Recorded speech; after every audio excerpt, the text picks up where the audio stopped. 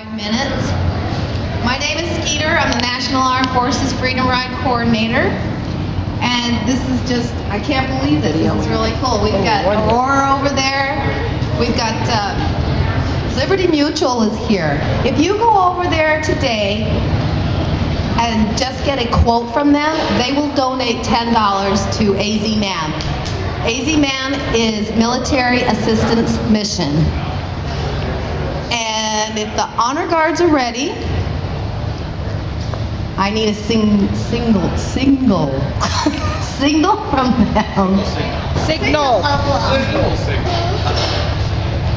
He's walking down now. I'll let you know when you start. If we could have your cell phones on vibrate, and please uncover. For those of you who know that doesn't mean, please remove your hats and your do-rags and your scarves. Thank you.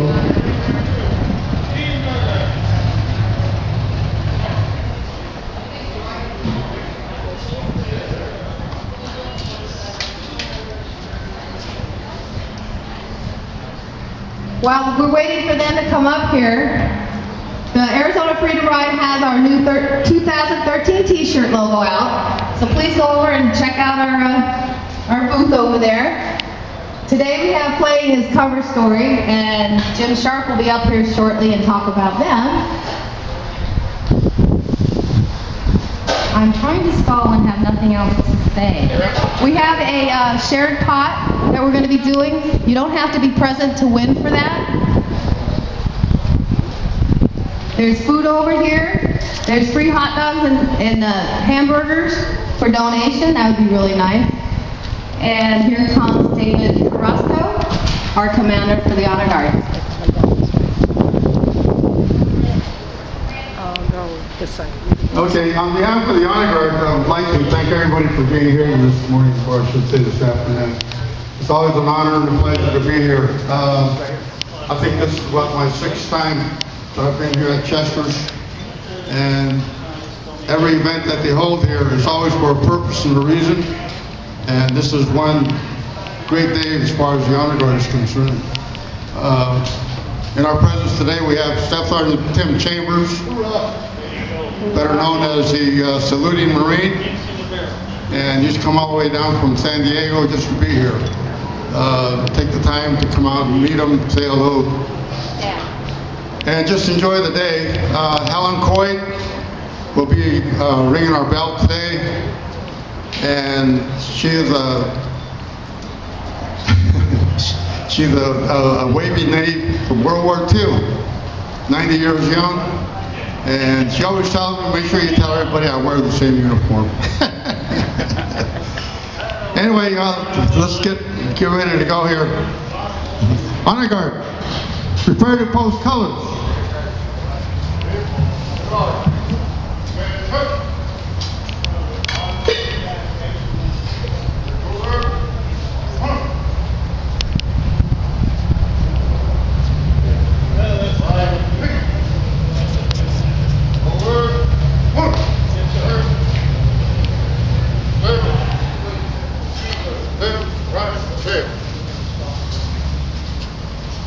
Honor Guard, left turn, post.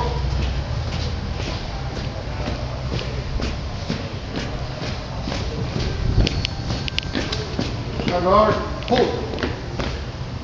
Honor Guard, left, feet.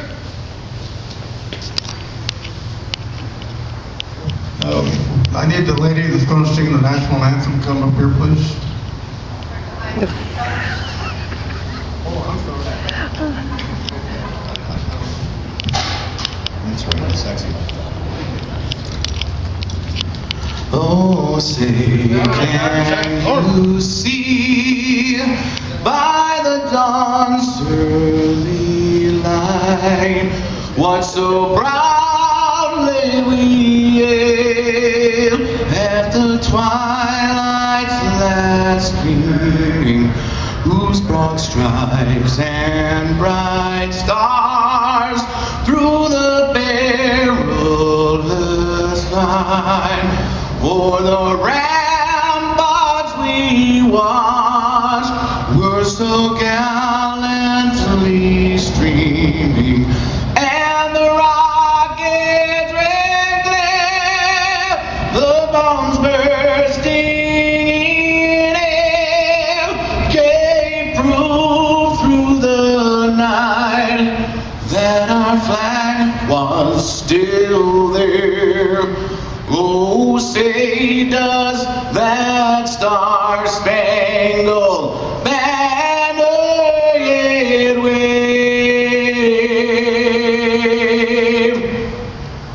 Oh, the land of the free and the home of the brave.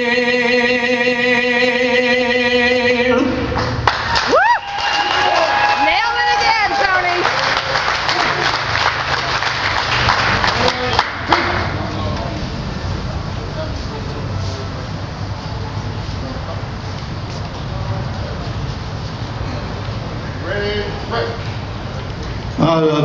Tim Chambers, will you come forward, please?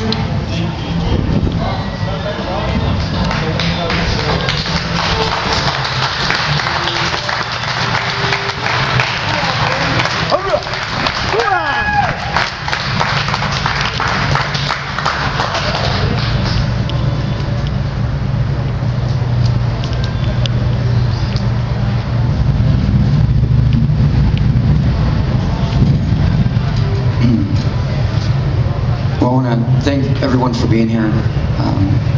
Obviously, I don't need to be in any kind of soapbox with all the patriotism and the veterans and the years of service that have gathered amongst us. It's a very solemn rejoice. It's been quite some time since that fateful day on September. I don't know if you remember where you were. I can't imagine that you'd forget. I didn't know the towers had been hit.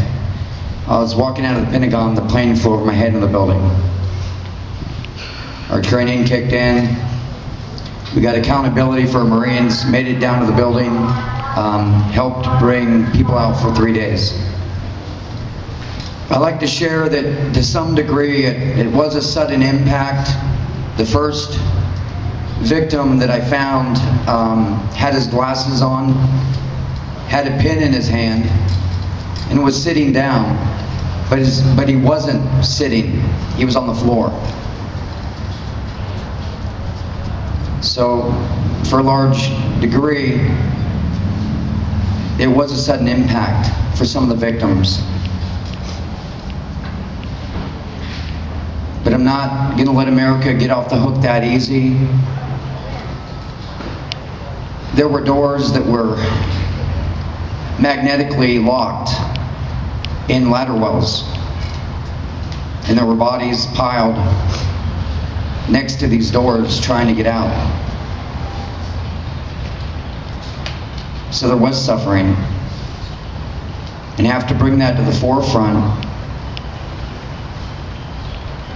hammer that into the brain housing groups so we don't forget.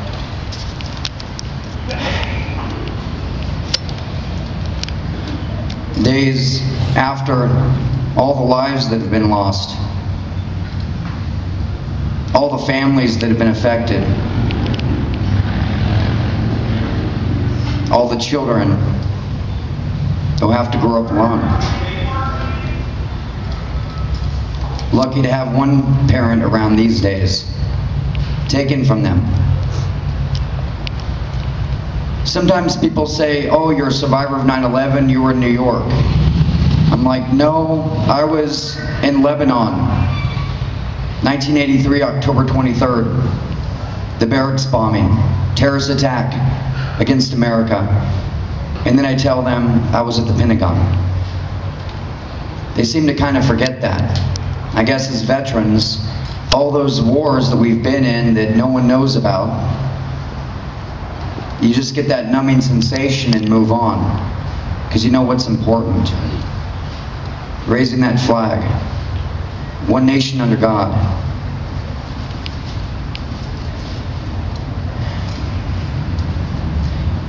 I ran into this on the web. all the people I took out over those 3 days, unfortunately, their faces will never leave my mind. So that's how I can associate a name with them, by seeing them in their happier state, which kind of helps. Julian Cooper, 39, from Springdale, Maryland. Lieutenant Commander Cronford, 32 years old, Drexel, North Carolina. Alda Davis, 57 years old, Camp Springs, Maryland. Sergeant First Class Jose Orlando Calderon Olmedo, 44 years old, Annandale, Virginia. Bernard Curtis Brown, 11 years old, Washington, D.C.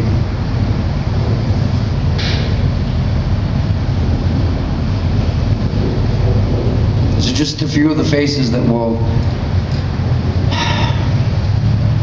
be in my mind forever. Aside from my brothers that have died overseas, my cousin that decided to take his life because he couldn't deal with his PTSD.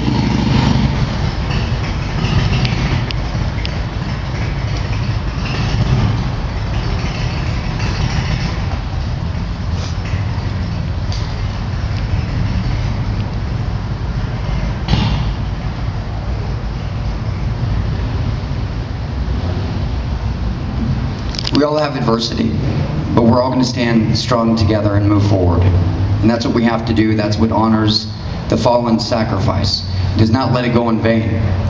For all you kids out there, when you further your education, because someday down the road, you're going to be called to stand as tall as these veterans amongst you. You're going to be asked to make a decision that might save lives. When you help another American in need, you're a patriot of America.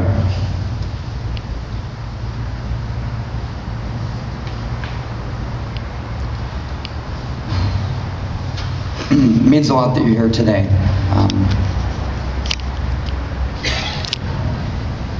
This is healing for me to be with you. I didn't get that on the Midway in San Diego. It was all about New York. So, Semper Fi. Semper Fi. Hoorah! Hoorah! Before you leave, Stephen, on behalf of the Honor Guard, Helen Coit has 2 items for you. We have a plaque here, the Marine Corps, and United States Marine Corps flag. And it's an honor for us to present that to you for all the work you've done. I'm sorry if I get a little choked up, but let me go out. And you're my brother. Absolutely. Tim, don't go away yet. The National Armed Forces Freedom Ride team has a couple of things for you. We also have a certificate of appreciation for your service. And a dear friend of ours, Matt, he's standing right over there, holding that phone with the glasses on. What he does is he takes flagstones and Sharpies, and he makes beautiful art. And he made this for you.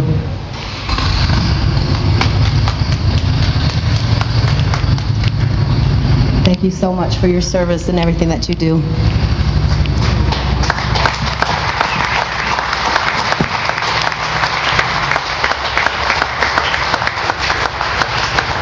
Well, thank you very much, Tim. I appreciate you coming here. Tim mentioned Beirut. Every year, for the last 5 years, we have been the only veteran organizations, and I'm proud to say this, that we are the only veteran organization that does Beirut in honor of ceremony. This year we're holding it at our American Legion Post 1 at our memorial, and we invite everybody to come down and join us. Tim has accepted to be our guest speaker. September 21st, there are many people that they have no idea or knowledge of what that date is, other than it's just a day in a month. Go ahead. The initials of POW-MIA, they mean Prisoners of War Missing in Action. I would like to share with you some of the statistics on the number of our POWs from World War I to now, to give you an example of how many prisoners and how many we have missing in action. In World War I, we had 7,470 prisoners of war. MIAs were unknown.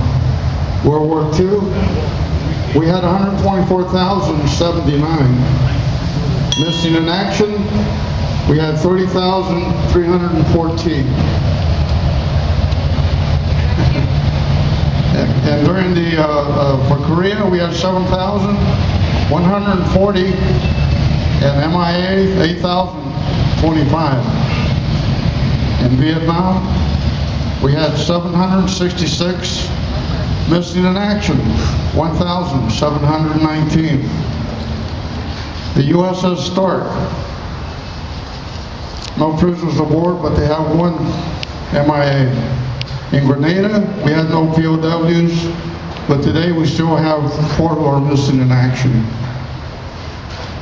The Persian Gulf, we had 29. Missing, we had 21. During the Cold War, prisoners of war, that's classified.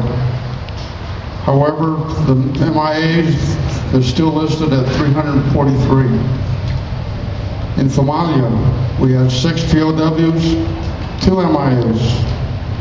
Yugoslavia, we had 3 POWs, no MIAs.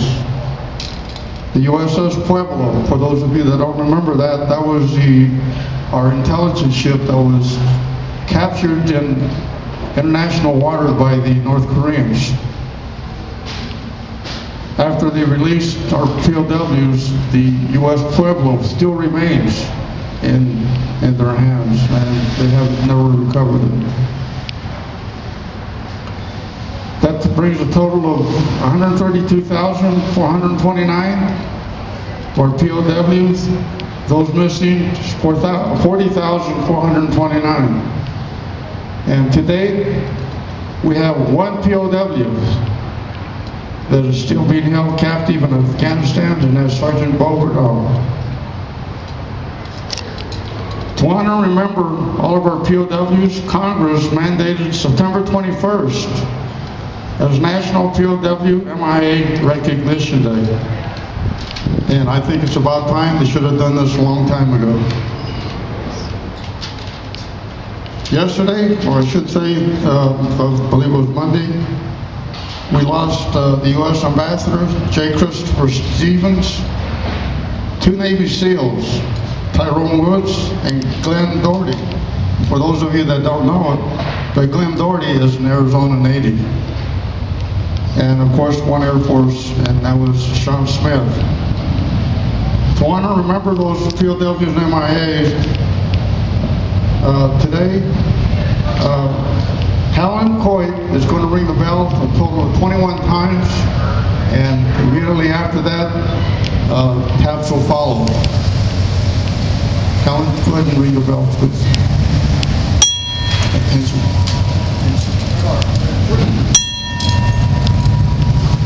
Right shoulder.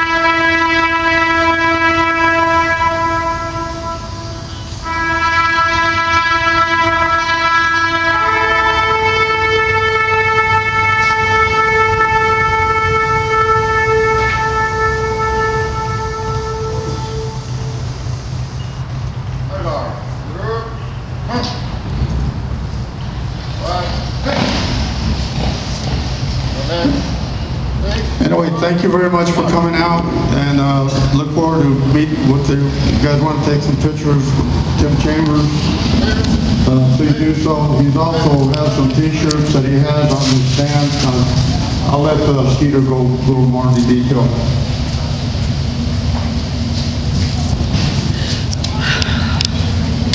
Right now, I'd like to bring up Marty Bonds.